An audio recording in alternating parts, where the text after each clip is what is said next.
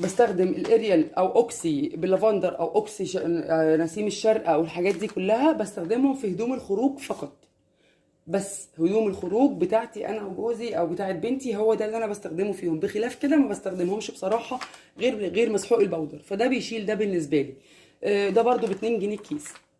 برضو هتغسلي مره في الاسبوع او مرتين بيه، هيقعد معاكي ب 10 جنيه. هيبقى انت جبتي ب 10 جنيه الوان و10 جنيه آه غوامق. مش عايزه تجيبي ده ما تجيبيهوش، ده مش اجباري ولا حد فيهم اجباري، بس انا بقول لك انا اللي انا بعمله ايه. ممكن تجيبي ب 10 جنيه في الشهر برسيل او اوكسي الوان غوامق للهدوم الغامقه، وتستخدمي البودر بس للهدوم العاديه.